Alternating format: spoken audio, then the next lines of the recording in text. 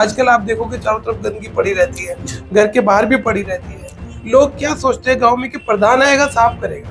तो झोला छाप तो मैं नहीं कहूंगा उनको, जो भी वहां पे आके आपको दवाइयाँ शुरू में दे रहे हैं उनका आपके स्वास्थ्य में, गांव के स्वास्थ्य में बहुत बड़ा योगदान है। समाज ऐसा बना दिया जहाँ पे पैसे की वैल्यू कर दी गई है। अगर शरीफ रिश्तेदार, बढ़िया रिश्तेदार, बिना पैसे वाला लोग तो चाय नहीं पिलाते। एक रिश्वत लेने वाला रिश्तेदार, पैसे वाला लोग उसे बुला के घर में बैठाते हैं, 4 बार पूछते हैं, रिश्ते भी करते हैं। डॉक्टर कहते हैं कि बरसात के दिनों में अपने स्वास्थ्य का ध्यान रखिएगा। कारण माना जाता है कि संचारी रोग बढ़ जाते हैं। संचारी रोग उन लोगों को कहा जाता है जो संचारी एक दूसरे से लगने वाले होते हैं, एक दूसरे को प्रभाव में लेने वाले होते हैं। बुखार जैसे, जुकाम जैसे तमाम लोग ऐसे बरसात के समय में लग जाते हैं और सीधा रुख करना पड़ता है डॉक्टर की ओर। लेकिन डॉक्टर चाहते हैं कि सीधे से अपना ख्याल रखिएगा और दवाइयों से बचिएगा, ये बरसात का समय निकल जाइएगा, केवल ध्यान रखना होता है। नमस्कार, आप देख रहे हैं जीडी न्यूज और जीडी न्यूज के आप उस कार्यक्रम में जुट चुके हैं जो कार्यक्रम है आपका स्वास्थ्य है। आपका दोस्त मैं अनुज प्रताप सैनी हूँ। पूरी बात करेंगे, चर्चा करेंगे बरसात के इस दिनों की, जो चौमास का आया था। चौमास मतलब चौमास 4 महीनों का ये हमारा पीरियड रहता है। इस 4 महीने के पीरियड में हम कैसे बचें, कैसे आराम से निकालें, और तब जब हम दो आप गंगा यमुना के बीच में रहने वाले लोग, यमुना के बीच में पास में रहने वाले लोग, यमुना के तट पर रहने वाले लोगों को प्रभाव ज़्यादा में ले लेता है ये संचारी रोग। सरकार के बाद ध्यान है कि ये संचारी रोग से बचा जाए, तमाम तरह के कार्यक्रम चला रही है। लेकिन जब हम पीड़ित हो जाते हैं तो सीधा रुख करते हैं डॉक्टर की ओर, और उस डॉक्टर की ओर जो काबिल डॉक्टर होता है। ऐसे ही काबिल डॉक्टर जीडी न्यूज़ के साथ में प्रसिद्ध डॉक्टर हैं, सहारनपुर जनपद के, हर कोई वाकिफ है, वो सिद्धन साधारण शख्सियत के स्वामी है doctor Praveen Sharma. GD news के साथ में बात करेंगे, चर्चा करेंगे और संचारी रोग से कैसे बचा जा सकता है, इसमें पूरी चर्चा की जाएगी। आपका बहुत बहुत स्वागत है सर।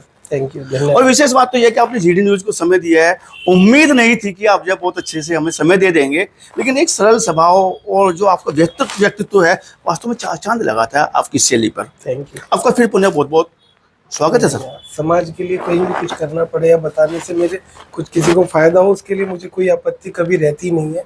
अब जब भी इससे रिलेटेड कोई सवाल या कोई जानकारी मेरे से जानना चाहेंगे, मैं हमेशा तत्पर रहूंगा, आपको कुछ भी बता देंगे। जी, इसके लिए बहुत मेहरबानी के लिए शुक्रिया आपका। जय सर। मैं शुरुआत यही से करता हूँ कि संचारी रोग बरसात के दिनों में बढ़ जाते हैं। भय रहता है कि जब बरसात निकल जाए आराम से, बीमार ना पड़े हम।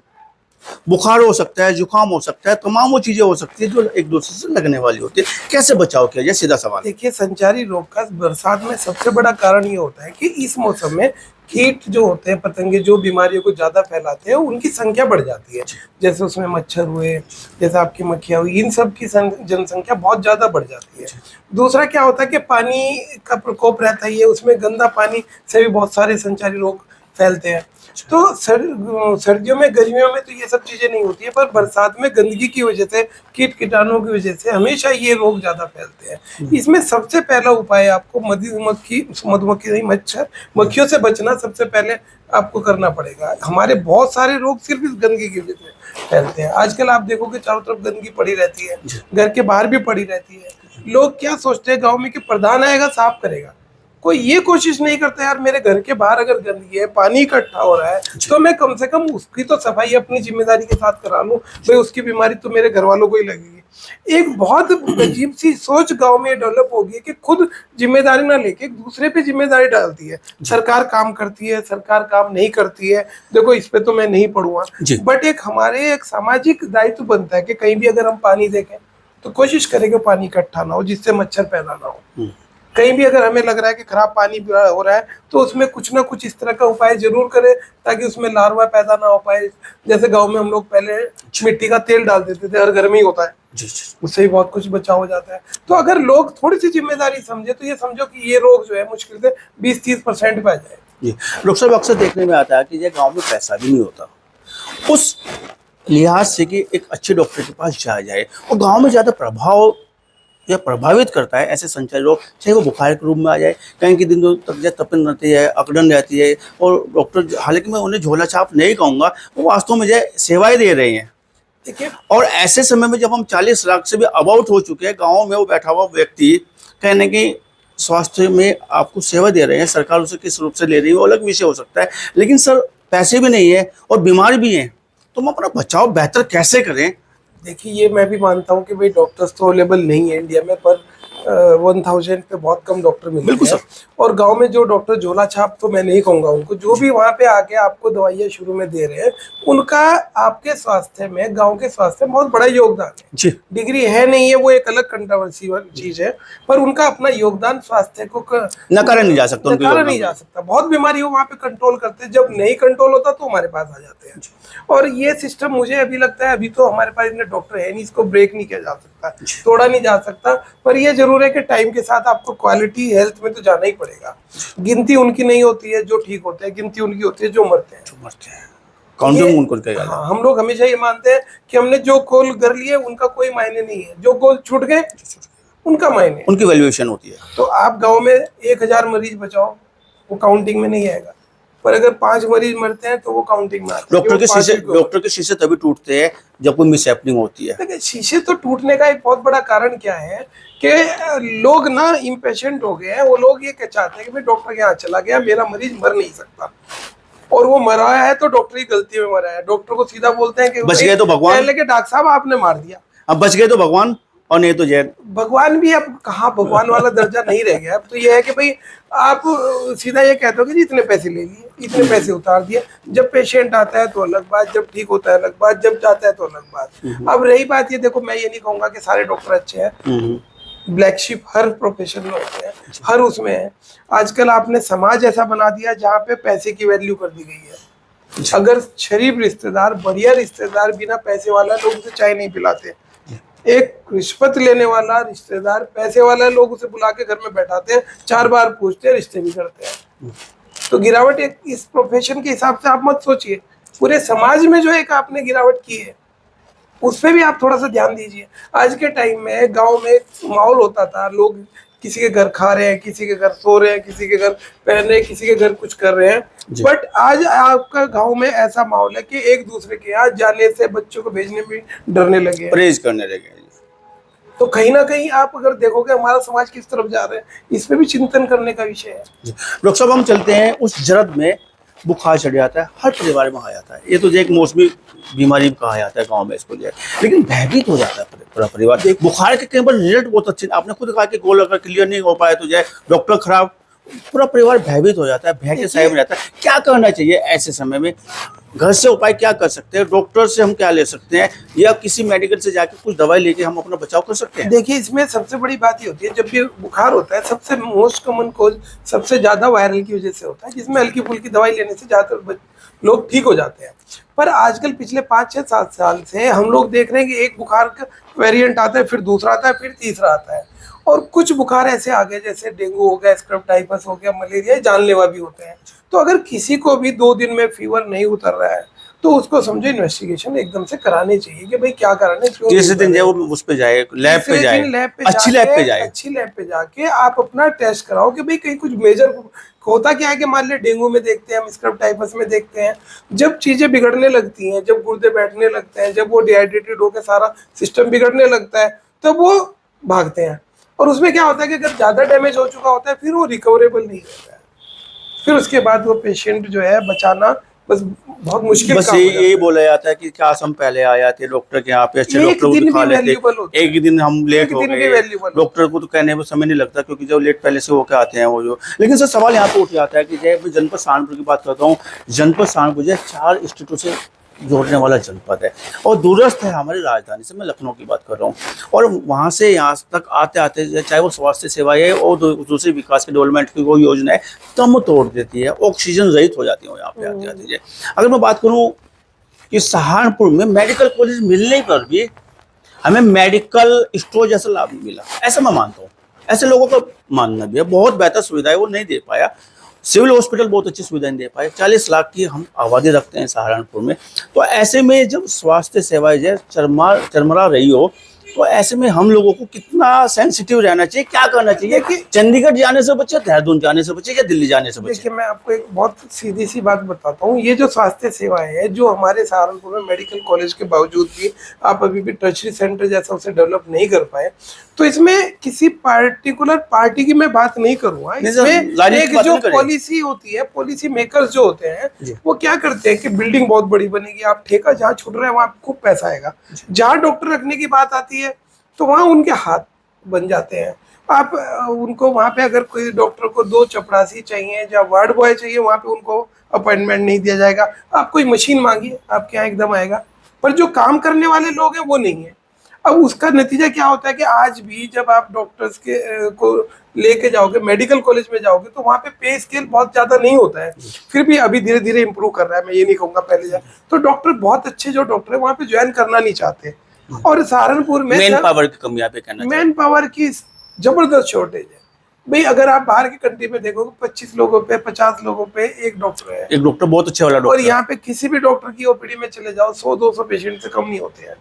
तो आप उससे क्या, मैं डॉक्टर प्रवीण शर्मा को देखता हूँ कई बार जो है, और उनके यहाँ अक्सर देखने में लगता है कि जो 100-200 या 50-100 पेशेंट रहते हैं, नंबर की तो मतलब ही नहीं बैठता। और प्रवीण शर्मा भी जो है अस्त व्यस्त रहते हैं, बुखार के लोग तड़फते रहते हैं। एक उम्मीद रहती है कि प्रवीण डॉक्टर शर्मा जी जो है हमारा इलाज करेंगे, हाथ पकड़ेंगे, नब्ज देखेंगे और उनका इलाज को बेहतर मानते हैं।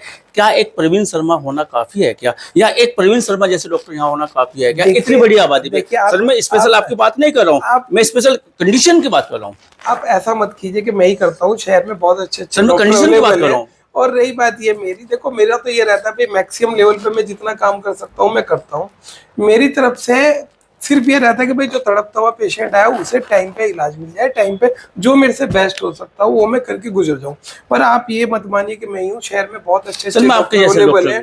और मेरा थोड़ा सा, क्योंकि मैं गाँव से निकल के आऊँ, तो मेरा थोड़ा सा चीजें उस तरह का इमोशनल एक अटैचमेंट रहता है कि यार जो लोग अपने हैं उनके साथ ज्यादा जुड़ जाओ, उनके साथ ज्यादा भला हो जाए। और शायद मुझे लगता है यही मेरी जीत भी है, और इसीलिए लोग मेरे से जुड़े हुए भी है, क्योंकि मेरे पहले से गांव से जुड़ा होने के चलते मेरे चारों तरफ लोग मेरे से आज भी उसी तरह से जुड़े हुए हैं। यही कारण लगता है कि शायद आपने फीस का रेट भी नहीं बढ़ाया अभी तक, तमाम चीजों का रेट नहीं आपने बढ़ाया, आप उसी उसमें चल रहे हैं। लोग बाग जो अर्थ प्रधानता के चलते जो खूब रेट बढ़ा रहे हैं। फीस नहीं बढ़ाने का कारण फोन पे भी जी, उसमें मेरे फादर का भी एक रोल है, जो हमेशा एक बात मुझे कहते हैं, कह ले कि अगर तू फीस बढ़ाएगा तो पैसे वाला तो कहीं भी चला जाएगा, गरीब आदमी कहाँ जाएगा। तो दूसरी बात, जब मैं शहर में आया था मैं सोच के आया था भाई गांव से मेरा खर्चा चलेगा, पापा ने मेरा घर बना के दे दिया, मुझे ज्यादा कुछ करना नहीं है। पर भगवान को जो करना होता है वो करता है। हम लोगों को जितना भगवान ने दिया इतना हमने कभी सपने में नहीं सोचा था, इज्जत के साथ दिया। तो अब हमें फीस बढ़ाने का जब भी कभी बात करता हूँ तो मेरे फादर यही कहते हैं, कहने के भाई तेरे को कमी पड़ रही है कि तू मुझे बता दे। पापा आज भी देने की स्थिति में?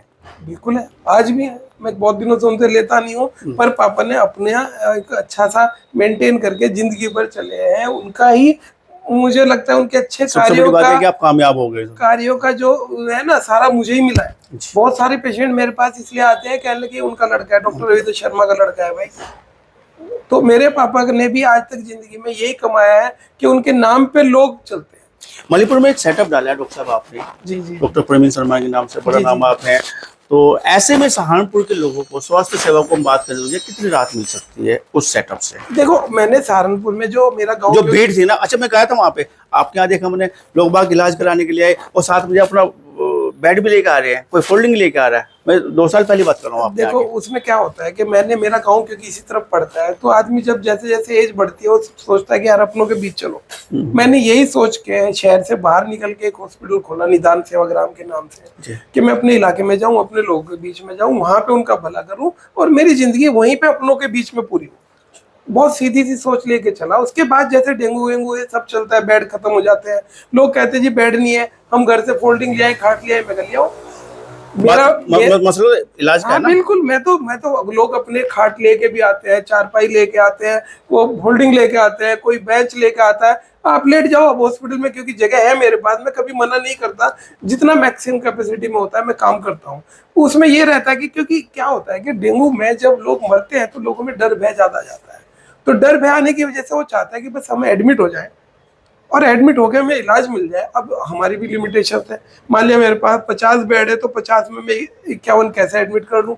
तो उसमें ये होता है भाई गाँव से जुड़े हुए लोग हैं, सबके रिश्तेदार चार चारों पे तरफ लिया है, इलाज हो चार पाई लेके आ जाएगा जाते हैं। इलाज हो जाएगा आपका तो वो चार पाई डाल लेते हैं, उसमें मैं ये नहीं मानता कि मेरा स्टैंडर्ड डाउन हो गया। जी। मैं ये मानता हूँ भाई मैंने इलाज अच्छा मरीज मिल को रहा है। इलाज करके घर भेज दिया, मेरा तो स्टैंडर्ड इससे बढ़ गया। जी जी जी। अच्छा डॉक्टर साहब, स्वास्थ्य सेवाएं कैसे सुधारी जा सकती है? आप एक बड़ी सोच रखते हैं, और चूंकि आप ये अपने एक संगठन के आप अध्यक्ष भी हैं, एक नए संगठन के आप, मुझे एक बड़ी जिम्मेदारी मिलने वाली भी है। वो तो समय आने पे सबको पता ही चल जाएगा, जब रोशनी होगी, सूर्य निकलेगा, तमाम चीजें सामने आएंगी। लेकिन सर, स्वास्थ्य सेवाएं 40 लाख लोगों की जिंदगी सरकार के भरोसे नहीं रहा जा सकता, देखिए प्रधान के भरोसे नहीं रहा जा सकता, प्रधानमंत्री के भरोसे नहीं रहा जा सकता, मुख्यमंत्री के देखिए, भरोसे खुद हम कैसे बेटर कर सकते हैं? मतलब मैं एक जिम्मेदारी के साथ ये बताना चाहता हूँ सहारनपुर की पब्लिक को कि सहारनपुर में 40 लाख के पॉपुलेशन में अगर हम अदर डिस्ट्रिक्ट से कंपेयर करें तो बहुत अच्छा इलाज बहुत सस्ते में अवेलेबल है। आप कभी भी मुजफ्फरनगर से, रुड़की से, यमुनानगर से, देहरादून से सहारनपुर का मेडिकल फैसिलिटी को अगर कंपेयर करेंगे तो हम लोग बहुत सस्ते में बहुत बढ़िया इलाज यहाँ के लोगों को देते हैं। लोग जब सीरियस होते हैं हम लोग भेजते हैं, बहुत बार उसमें हमारा अपडर रहता है, क्योंकि लोगों का क्या हो गया है कि आजकल झगड़ा बहुत करने लगे हैं। तो जब भी सीरियस होता है बहुत सारे डॉक्टर सिर्फ इसलिए भेजते हैं कि वो डर लगता है कि यार ये मर गया, कहीं मेरे शीशे ना तोड़ दे, कहीं मेरे यहाँ हंगामा ना कर दे। और होते भी हैं, आपको तो पता ही, आप तो पत्रकारिता से जुड़े हुए हैं। सहारनपुर के लोग ऐसे हैं, सर ये मानते हैं आप? देखिए सर, हर समाज में, हर घर में आपका एक परिवार होता है 100 आदमियों का, उसमें भी 2 लोग ऐसे होते हैं जिन्हें कोई नहीं संभाल सकता। ये हर घर की कहानियां फिर है। भी कुछ तो अच्छा बेहतर हर देखने गांव को- में 4 आदमी ऐसे आपको जरूर मिलेंगे जो पंगा करते हुए, हंगामा करते हुए मिलेंगे। वो गांव में भी करते हैं, वो बाहर भी करते हैं, उनका काम ही होता है। उनका काम ही होता है। तो प्रॉब्लम वो 4 लोग हैं, 96 लोग समाज नहीं नहीं है, है, उनकी वजह से थोड़ा 96 लोग नहीं है। सेंसिटिव रहना पड़ता, तब कहते हैं कि भाई चला जाए। भाई हम लोग तो रोज देखते हैं, सब चीजें देखते ही हैं। तो 96 लोगों के साथ कोई प्रॉब्लम नहीं होता है, पर वो 4 लोग वो गाँव से आते हैं। हम लोग अक्सर देखते हैं ओपीडी में जो आदमी हंगामा करता है, अगली बार भी वही हंगामा करता है। आपके घर परिवार में भी अगर कोई ऐसा आदमी होता है तो हर बार वही शुरुआत करता है। तो ये एक मेंटलिटी होती है, ये एक सोच होती है जिसे आप बदल नहीं सकते। अच्छा, डर अपडर देखो सबको रहता है, डॉक्टर्स का भी पहले है। सेफ रहना है, भाई जिंदगी सेफ रहनी है, इसलिए रहना भी, कल को हंगामा रेपुटेशन हो सेफ गया, रहनी आपकी रेपुटेशन भी जाती है। कल को मार पिटाई हो जाए, उसमें देखो चोट वेट लग जाए, तो सारी चीजें बच के चलते हैं। तो इसलिए एक लिमिट के बाद आप सहारनपुर के मेडिकल में अगर देखोगे लोग रिस्क नहीं लेते। नहीं तो अगर आप फैसिलिटी वाइज देखो, मेडिग्राम में कम फैसिलिटी है, सक्षम में कम है, आपका बहुत चीजें यहाँ पे अवेलेबल है। गवर्नमेंट हॉस्पिटल में, पीजीआई में जो हमारा नया खुला है, बहुत चीज है। बट वही एक डर रहता है। अभी रिसेंटली आपने सुना होगा मेडिकल कॉलेज में एक आदमी ने डॉक्टर का सिर फाड़ के चला गया, पिछले दिनों वीडियो देखी है। अब आप सोचो गवर्नमेंट हॉस्पिटल में अगर हो रहा है तो प्राइवेट में क्या होगा? तो प्राइवेट वाले तो उससे पहले डरेंगे। डॉक्टर साहब, अभी हम थोड़ा लौटते हैं, थोड़ा अतीत को लौटते हैं। एक पद्धति थी जो भारत की पद्धति मानी जाती है, वो बहुत प्रभावित पद्धति रही है, जिसको हम आयुर्वेद के नाम से जानते हैं। काढ़ा पी लेने से, तुलसी पत्ते डाल के जो उसका काढ़ा पी लेने से, ये तमाम चीज़ें करने से बुखार जैसी चीज़, संचय जैसे रोग से हम बच सकते हैं। वो कहाँ तक प्रभावित हो सकती है आज के समय में? मेरी पूरी आयुर्वेद को मैं बात कर रहा हूँ, मतलब मेरी सारी पीढ़ी में 8 पीढ़ी से मेरे घर में आयुर्वेद रहा है। मैं पहला एलोपैथ डॉक्टर बना हूँ, मेरे फादर भी बीएमएस डॉक्टर है। हम लोग आसव बना बना के बड़े हुए हैं, और मैं उनको बहुत सारी चीज़ों में इफेक्टिव होते अपने सामने देखा हूँ। जहाँ तक बात है इनकी तुलसी पत्ते की, इनकी सबकी, हल्दी की, तो इनको हम लोग कहीं ना कहीं ये मानते हैं कि ये बैक्टीरिया को किल करते हैं। कई चीज़ें ऐसे साइंस में आई हैं कि भाई इनसे कुछ फायदा होता है। तो आप इन सब चीज़ों को एक तरह का अपनी इम्यूनिटी बढ़ाने के लिए इस्तेमाल कर सकते हो। बट ये सारी चीज़ें वायरल जो फीवर होते हैं ज़्यादातर उनमें इफेक्टिव। अगर आप बैक्टीरियल इन्फेक्शन की बात करो या डेंगू या इन सब की बात करो तो वहाँ इनका कोई इफेक्टिवनेस नहीं रहता है। मतलब फिर भी जो है आदमी को सेंसिटिव रहना चाहिए, वो भी लेते रहें, साथ साथ कुछ अच्छा बेटर करें। 2 दिन के बाद में कुल मिला के तो आपको ठीक होने से मतलब है। बहुत लोग बोलते हैं कि जी गिलोय से हमारी प्लेटलेट बढ़ जाएंगी, पपीते के पत्तों से प्लेटलेट बढ़ जाएंगी जी, खूब बिकते हैं। तो मैं तो कभी किसी को रोकता नहीं, मैं कहता हूँ यार ठीक हो जाए। अब मुझे अगर कोई साइंटिफिकली पूछे तो मैं कभी नहीं कहूंगा कि हाँ भाई उनसे बढ़ेगी। पर एक साइकोलॉजी है, पेशेंट की साइकोलॉजी, वो कह रहा जी मेरे वो बनी रहनी चाहिए, पपीते के पत्ते से मेरी प्लेटलेट बढ़ रही है तो बढ़ा लो यार, बढ़ा लो, क्या दिक्कत आ रही है? दवाई भी ले लो आप, प्लेटलेट की मल्टीप्लाई तो खुद ब खुद पपीते के पत्ते भी ले लो। कौन से झंडे गाड़ने के नहीं, मैंने ठीक करना है, पपीते के पत्तों को क्रेडिट नहीं देना है। तो ये देखो कहीं ना कहीं मैं ये भी मानता हूँ ये चीजें एक साइकोलॉजी को भी डील करती है। दवाइयाँ ये है आयुर्वेदिक अपने आप में एक साइंस है। आयुर्वेदिक ऐसी नहीं है कि बिल्कुल आप इसे जीरो मान लोगे। बहुत सारी चीज़ों में बहुत काम करते हुए मैंने खुद देखा है। संदेश क्या देना चाहेंगे? पूरा सहारनपुर हेल्थ को लेकर आपको देख रहा है और सुन तो पूरा देश ही रहा है आपको, लेकिन हम बात करें सहारनपुर जनपद को लेकर, इस सहारनपुर का देखिए, संदेश क्या देना चाहेंगे? मैं अब मतलब अपने सभी सहारनपुर जनपद वासियों से ये गुजारिश करूंगा कि अभी जैसे बरसात का टाइम हो रहा है, वो सबसे पहले अपने घरों के चारों तरफ साफ सफाई का ध्यान रखें, पानी इकट्ठा ना होने दें, गांव में गंदगी फैलने ना दें। तो इसी से आपके गांव का लगभग 70-80% का बचाव हो जाएगा। इसमें ये भी फायदा होता है कि कभी कभी का आपने देखा होगा, जिस गांव में डेंगू फैलता है, एक तरफा फैलता है, वो कहीं ना कहीं से तो मच्छर आते हैं ना, वो तभी तो फैलाते हैं जब वहाँ पानी होगा, जब वहाँ पैदा हुए होंगे। तो इस चीज पे अगर आप ध्यान दोगे तो बहुत सारे बीमारियों से आप बच पाओगे। दूसरी बात, देखो गांव में अब क्या हो गया है कि हेल्थ के लिए थोड़ा सा कॉन्शियस नहीं रह रहे हैं लोग। घी खूब खाते हैं, काम कम हो गए हैं, खेती में ज्यादा काम नहीं रहा है। तो आप 1 घंटा अपना घूमने का या अपने स्वास्थ्य को जरूर दे, चाहे सुबह दे, चाहे दोपहर को दे, चाहे रात को दे। खान पीन में घी या ऐसी चीजों को अवॉइड करें जिससे आपका कोलेस्ट्रॉल या ऐसी बीमारियां बढ़े जो फ्यूचर में आएगा। अभी पहले गांव में कोई हार्ट अटैक देखने को नहीं मिलता था, कोई शुगर के मरीज नहीं देखने को मिलते थे। अभी आप देखोगे सबसे ज्यादा गांव में ही शुगर के पेशेंट है, सबसे ज्यादा हार्ट अटैक गांव में आ रहे हैं। उसका कारण यही है कि जो हमारा लाइफ स्टाइल है वो चेंज हो गया। अब हमारे पास काम करने का जैसे पहले होता था वैसा नहीं रहा। हम बैठते हैं, राजनीति करते हैं, खाते पीते हैं, सो जाते हैं। इसके अलावा कुछ काम नहीं रह गया। तो गांव वालों से मैं गुजारिश करूंगा, खासतौर पे हमारे गांव के प्रधानों से, कि वो स्पोर्ट्स को प्रमोट करें गांव में, जिससे उन लोगों की एक्टिविटी बनी रहे और जिससे उनका फिजिकल फिटनेस हमेशा अच्छा बना रहे। ये थे हमारे साथ में सुप्रसिद्ध डॉक्टर प्रवीण शर्मा जी, और वास्तव में इन्होंने जीवनदायिनी बातें हमारे बीच में रखी है, और साथ में साफ सफाई की बात तो की है इन्होंने कि ये हमारे संचारी रोग को जो है बढ़ावा ना मिले, लेकिन साथ साथ हमें अलर्ट भी किया है कि 2 दिन तक दवाई लें अपने गांव में आसपास के डॉक्टर से, लेकिन तीसरे दिन अगर आप सही नहीं हो रहे तो रुक करिएगा, जहाँ पे आपको बेहतर से बेहतर आपका टेस्ट किया जा सके और एक अच्छे डॉक्टर के संपर्क में आप आइएगा, जिससे आपके स्वस्थ जीवन शैली हमेशा बनी रहे। बात करने की, चर्चा करने के लिए तो बहुत बहुत धन्यवाद, बहुत बहुत शुक्रिया। बहुत बहुत शुक्रिया।